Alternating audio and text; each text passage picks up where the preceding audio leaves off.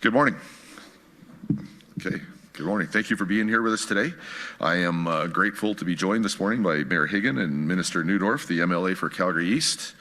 As you know, sorry, Lethbridge East. Lethbridge East. What did I say?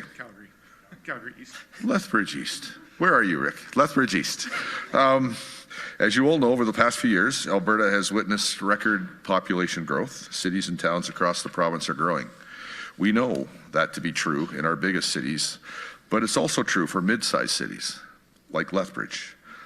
It is no surprise why folks are choosing to move to Alberta. With its low tax economy, affordable advantage, beautiful vistas, and some of the friendliest people on earth, Alberta is a great place to work, raise a family, and retire. And Alberta's government has responded. Over the next 3 years, our government is investing $25 billion through the 2024 capital plan to build, renew, or maintain schools, post-secondary institutions, affordable housing, health facilities, water and wastewater treatment centers, cultural and recreational facilities, roads, and bridges.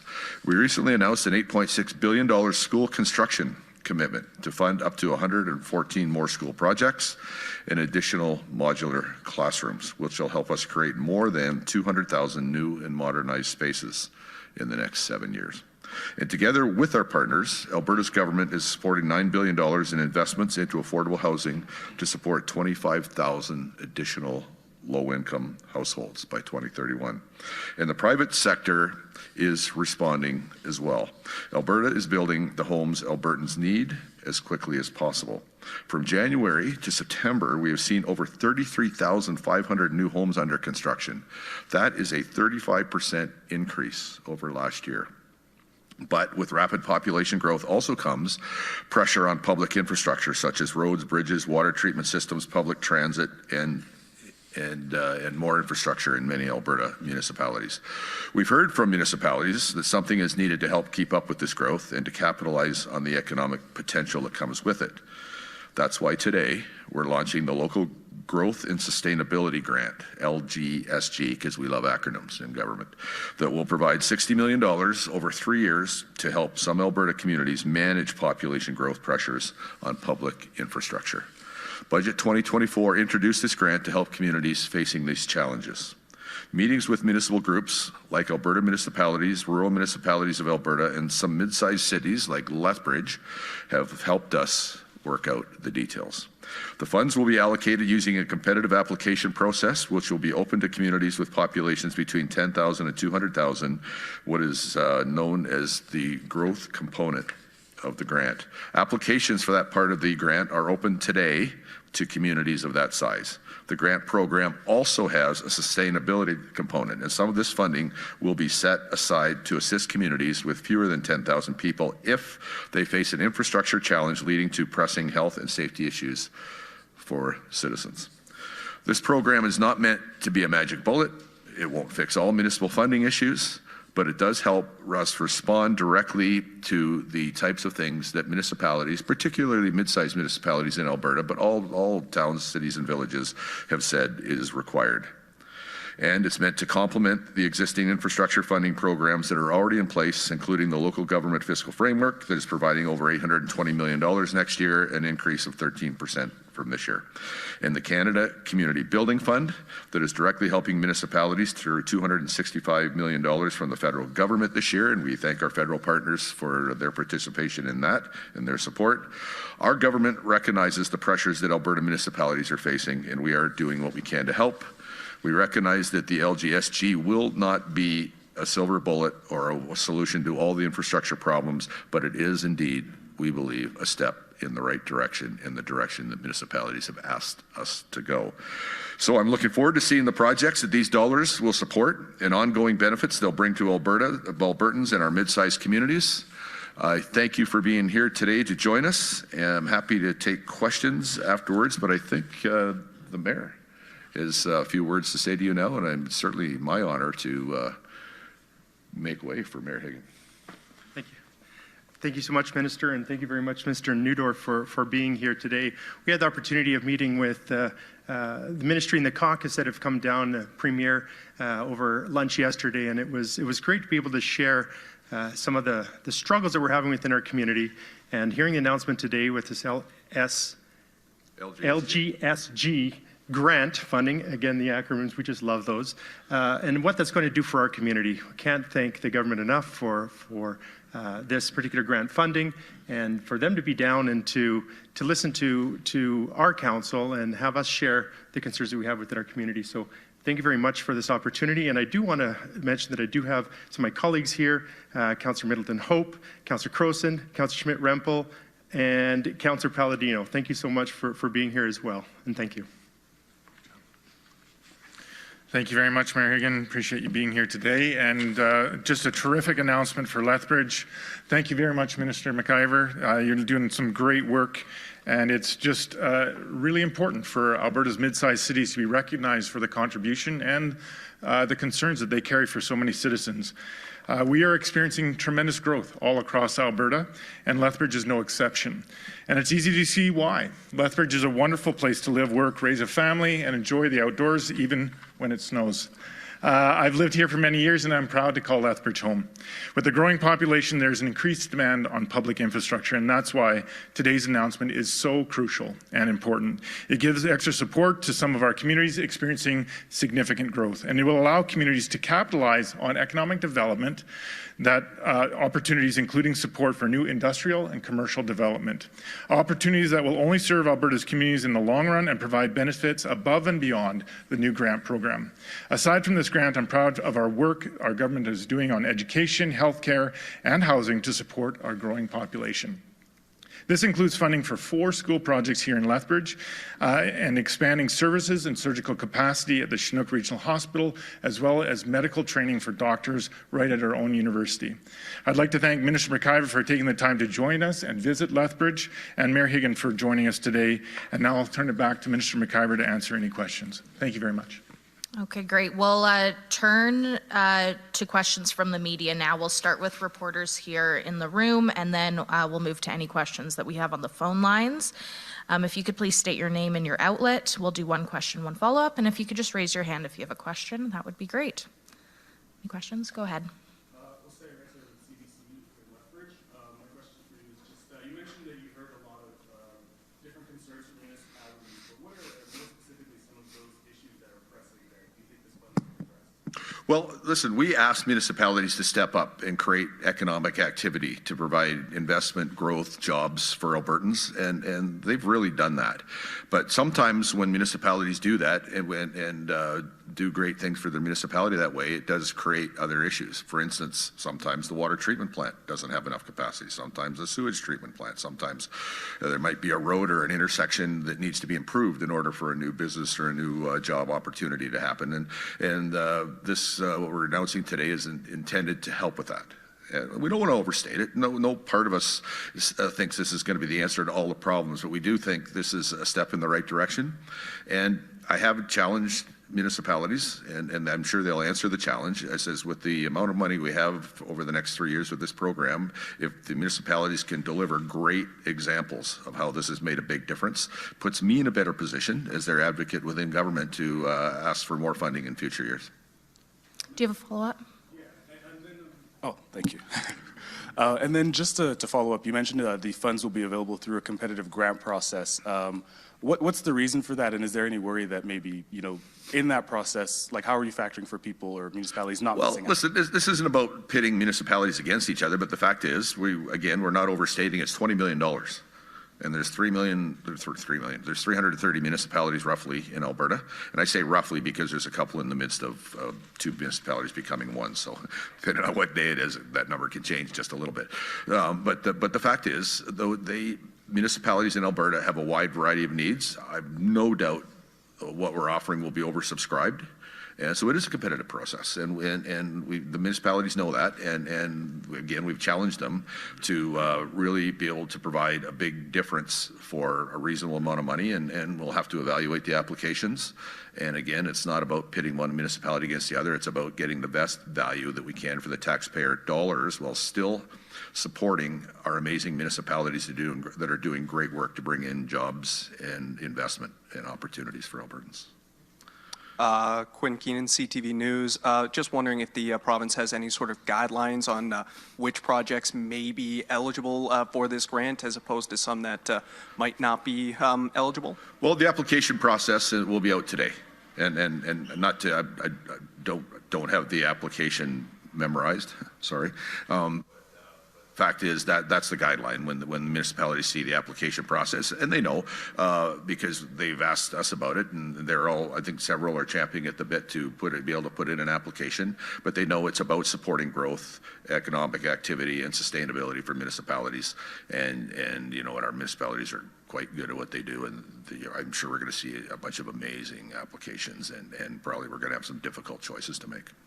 And is there any ballpark estimate for how many municipalities would benefit from this, or how many grants would be awarded over the lifespan of this program?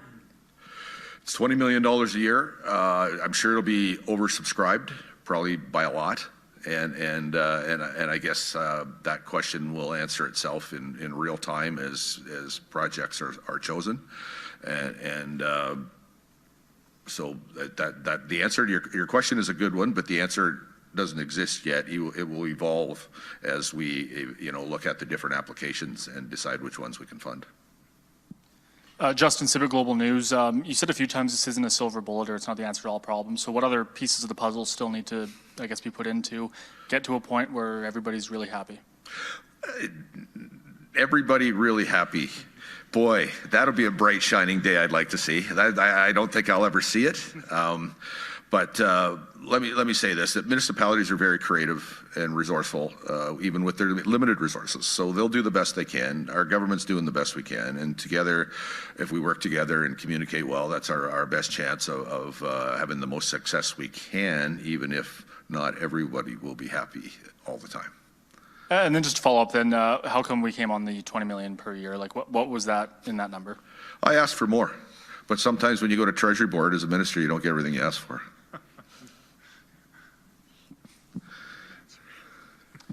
Hi, Landon Hickok with Bridge City News. I just want to ask, was there an idea about the grants of municipalities that would be getting, if there were like different funds for different fields, like numbers for those fields that are readily available, or is that strictly up to the municipalities themselves? Well, we have a lot of funding programs for municipalities. They routinely say it's not enough.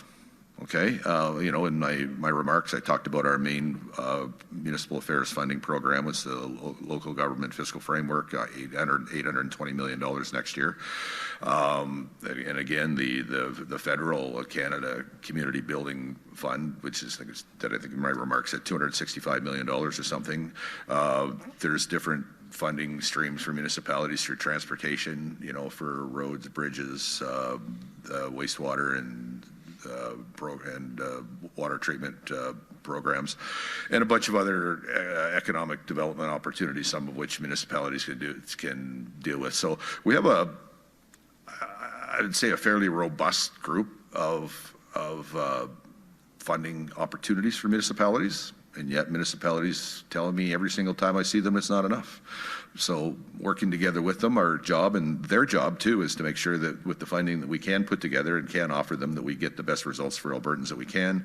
We know municipalities that do a great job answering the bell, and our government will try to be there with them, getting the best results we can. No other questions in the room. We'll move to the phones now.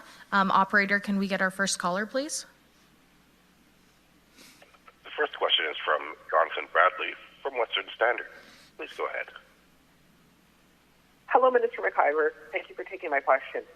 You spoke about multiple municipalities experiencing struggles from population growth through various factors.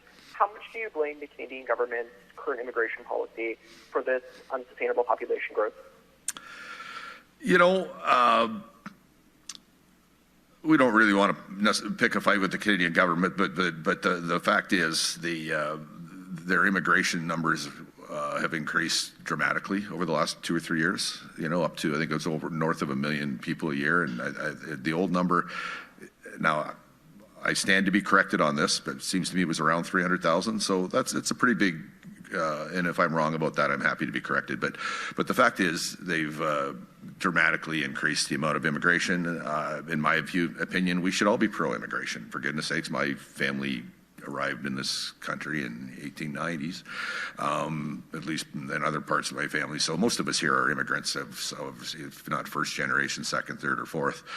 So I think we should all be pro-immigration, but immigration needs to be well orchestrated, well planned, well executed, and there was not enough of that with the rapid growth that the federal government put in place. They didn't really anticipate the housing, the schools, the hospitals, the roads, the social services, everything that all people need, and so that's something we'll have to keep working with them on. So to blame the federal government, they certainly carry some responsibility, but they have a job to do to deal with that, and our government has a job to do to deal with people that come here. We're all aware that we have an Alberta's Calling program where we've invited people to come here, so we have a responsibility too to look after people and put those infrastructure and other supports in place. So it's a shared responsibility. I'm not sure I'd use the word blame, but the federal government probably could have planned the rapid expansion of immigration a little bit better than they did. Do you have a follow-up? Oh, yes. So while the Canadian government is responsible for, has a sizable portion of responsibility for immigration, it is a shared jurisdiction with the provinces. What would you like to see? What policies will you be carrying out to reduce the number of immigrants coming to Alberta, similar to, like Quebec, for example, has been able to scale back numbers? What would you like to see? What policies should be implemented to respond to that, to high immigration numbers provincially? Again, I think we should all be pro-immigration, but well-planned, well-orchestrated, well-financed immigration, which isn't exactly what we have right now. But we'll continue to do our best as a province. We'll continue to advocate for the federal government to better fund the immigration that they have allowed, and it's an ongoing issue. But and you mentioned Quebec. It's certainly no secret that our government is, to a certain degree, tried to learn from Quebec's success within Confederation of having more control over what happens within their province, and our government, through mechanisms like Bill 18, are doing our best to control as many things within Alberta as we can, so that we can do a good job for our citizens, and we'll continue to do that, and we'll continue to advocate for the federal government to do a good job when they bring people in as well. Operator, can we get our next caller, please? The next question is from Catherine Grozowski, Alberta Today. Please go ahead.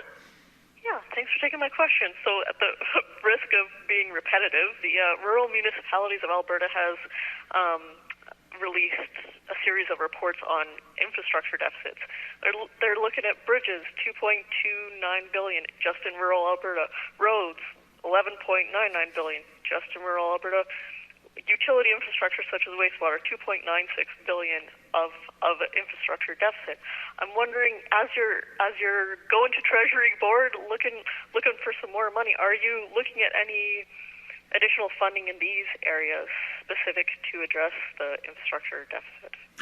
That's a great question, and I will say to you that hopefully it doesn't surprise anybody that we have an annual budget process, and every single year I and other ministers responsible for the funding programs go to Treasury Board with our requests. They have limited resources too, so we don't always get what we want. But as I always tell Mayor Hyggen and other municipal leaders, the best thing you can do is tell us what you need. It actually, as much as it make some people think, well, you're just, bagging out the government. The fact is, it actually puts me and other ministers in a good position when we go to Treasury Board to say, this is what the municipalities have told us they need. We believe them. This is what we'd like to have for our programs for the upcoming year. And we usually don't get everything we want, but we're in a better position to ask, and we can ask in a more effective and thoughtful way when we listen to municipalities and pass on their genuine concerns within government, so that we can get as many resources into the hands of our partners as we can. And as a follow-up, your you're announcing this new funding stream today. Is there any review of this new local government fiscal framework? Is it working as intended? Why did you need to bring in this program after creating this new funding stream? The local government fiscal framework is actually something we're really proud of, and because it is truly a partnership between our government and municipalities in Alberta. I mean, myself, I spent 9 years on a municipal council, and what we always said is we want to be part of the team. We want to share in the benefits from provincial revenue, and we're willing to live with the downside of provincial revenue. And even though I haven't been on a municipal council for over a decade, the municipality still said that. So they basically, the local government fiscal framework is an example of our government saying yes. Because within the revenue that goes to municipality goes up with provincial revenue, goes down with provincial revenue. It's what municipalities ask for. Now they want more. Okay, I'll give you that. But the fact is they asked to be on the revenue roller coaster, if you will, with us. They said because over an average of 10 years, typically the provincial revenue goes up, and municipalities said if your revenue goes up, we want ours to go up also. Through the LGFF, our government said yes. And that's what's happening. So while it's not perfect, we sure feel good about that. And it's truly probably one of the best examples of a real partnership between the government of Alberta and our many municipalities when we said, yes, the main funding stream that we have for you will go up and down with our revenue as you have asked for. So, yeah, we feel good about that. I'll do a final pass through the room. Is there any final questions? Go ahead.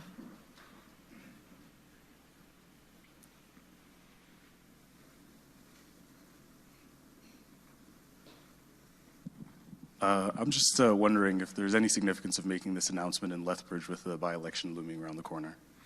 Well, we're here. We've got a caucus retreat for a couple days talking about planning before the next session of the legislature. Certainly, Lethbridge is a municipality that's worked with us well and I think we've been successful in working with them. There's been some pretty, with the support of MLA Minister Neudorf and Mayor Hyggen and his council, that there's been some great economic development expansions go on here in the last few years.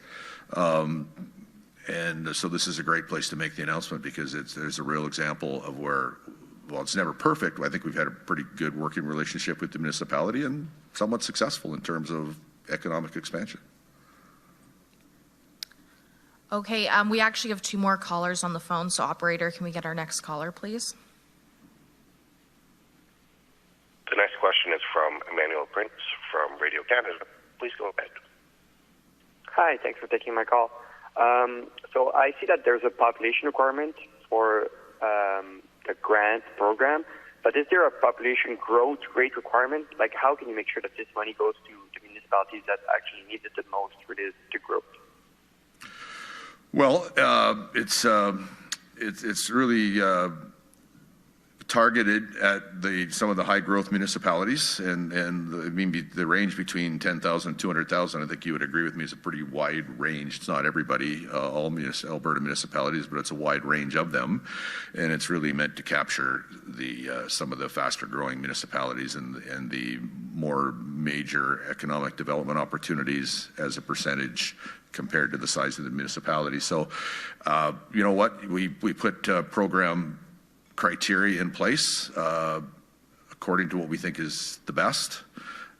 We feel good about this, and sure, if somebody tries hard enough, they'll find some example where it could have been municipalities starting at 5,000 or maybe cutting it off 150,000, whatever it happens to be. But the fact is, we worked with municipalities. We tried to listen to them. We put a new support program in place for when they have growth opportunities and when they just need help with sustainability. And the municipalities seem excited about it. So that's a pretty good clue for me that I should feel at least a little bit happy about it, and I do. Do you have a follow-up? Yep. And you mentioned there's many different funding programs for municipalities. I guess what makes this one special or different from the other ones? Well, it's actually another example of one of the things municipalities ask for. Okay, and if you ask municipalities, they'd say we want a lot more money. Okay, that's true, but the fact is, one of the things they said, well, you asked us to go out and get new economic development opportunities and new investment for new jobs for our citizens. We've done that. What are you going to do to help? So this is an example of us saying, well, this is one way we can help. And again, I challenge municipalities, and I'm sure they'll answer in spades that they're going to go out and try to do some impressive amounts of good with the limited amount of money that's in the program. And I can't wait to see what I think will be a really great group of applications from very effective municipalities who are trying to grow their economy and provide infrastructure for their citizens. Operator, can we get our next caller, please? The next question is from Lisa Johnson from Canadian Press. Please go ahead. Hey, thanks for taking my question. I'm also wondering about the by-election. Obviously, the Premier and other ministers are door-knocking in Lethbridge West. I'm wondering, if you could just offer some insight into the timing around this. I mean, why is the government essentially campaigning but not officially calling the by-election? Well, you shouldn't be surprised that politicians practice politics from time to time. That's what's going on. No one should be surprised by that. That's what politicians do. They practice politics. And sometimes that means going out and door knocking and supporting each other. So that's a pretty normal day, I'd say. Do you have a follow-up? Yeah, I guess I'm hoping to understand when the by-election might officially be called, but also the local NDP candidate has, noted that candidates have been in place for weeks and the people of Lethbridge West don't have any representation. Why is the government okay with Lethbridge West not having any representation in the legislature this fall? I think the citizens of Lethbridge West have amazing representation through MLA Neudorf, and they should be very happy about that. But the fact is, there's a seat empty, and when the Premier thinks the time is right, she'll call a by-election, and then we'll have two representatives for Lethbridge again. Okay, that's it for our questions today. Thank you so much for joining, and a reminder that the news release for this announcement is now posted online. Thank you. Thanks for being here.